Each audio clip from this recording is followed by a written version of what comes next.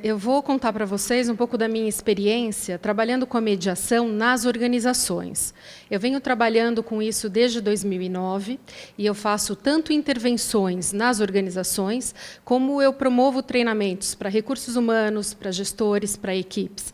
Não com o intuito de que eles sejam mediadores, não para formá-los, mas sim para instrumentalizá-los, para que eles consigam lidar melhor com as situações de conflito que são inerentes ao seu estado profissional, né? Não temos como escapar disso.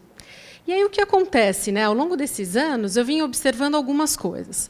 A primeira questão é que é uma unanimidade que nós temos muitos conflitos nas empresas, né? Nós temos muitos conflitos, né, nas relações de trabalho. E, ao mesmo tempo, é uma unanimidade que o que vier em termos de metodologia, de ferramentas, não necessariamente só a mediação, vai efetivamente ajudar essas pessoas a se realizarem mais nesse ambiente. O que acontece, contudo, é que, na prática, não necessariamente, quando há necessidade, as empresas recorrem à mediação. E eu entendo que o que acontece hoje é um fator ainda de divulgação. A mediação ainda não é amplamente conhecida. Então, muitas vezes, as empresas não sabem que podem recorrer a essa metodologia.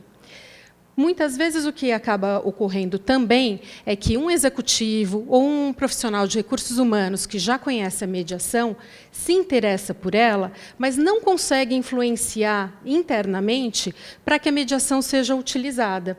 E se acaba recorrendo, naturalmente, àquelas soluções que já estão ali à disposição.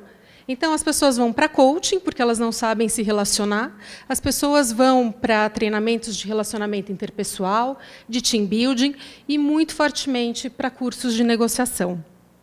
Quando, muitas vezes, o remédio, vamos dizer assim, mais adequado para aquela circunstância, poderia ser a mediação ou alguma outra metodologia que pudesse estar sendo utilizada.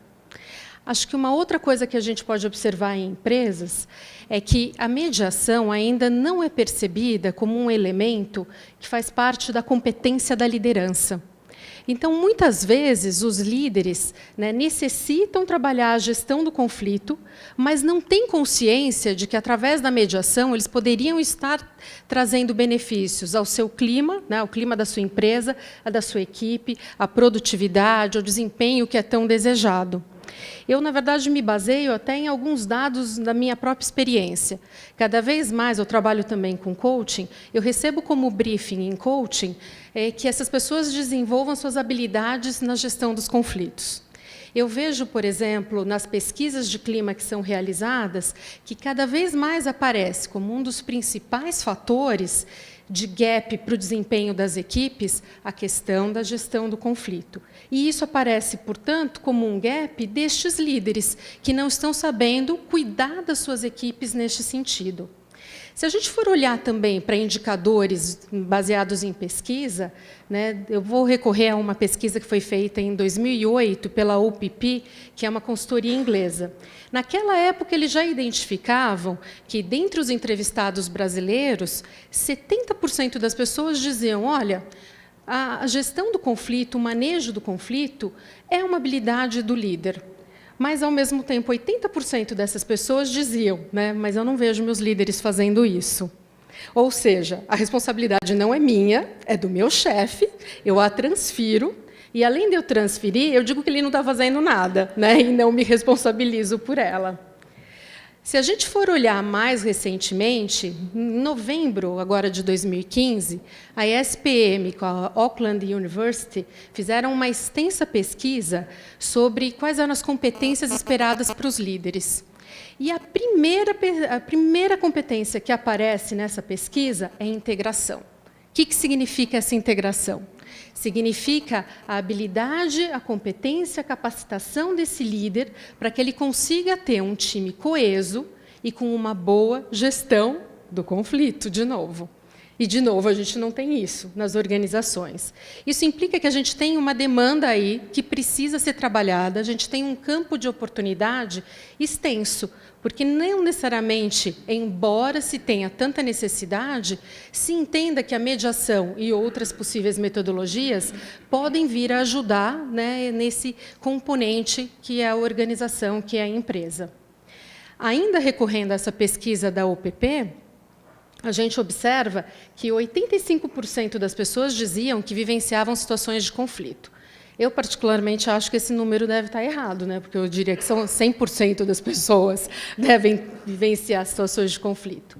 Mas o que é intrigante e que é preocupante é que se dizia que 30% desses conflitos acabavam evoluindo para situações bastante difíceis. Situações, por exemplo, de assédio moral, de bullying, levavam pessoas a demissões, a transferências, às vezes a queda de performance e a questões de saúde também.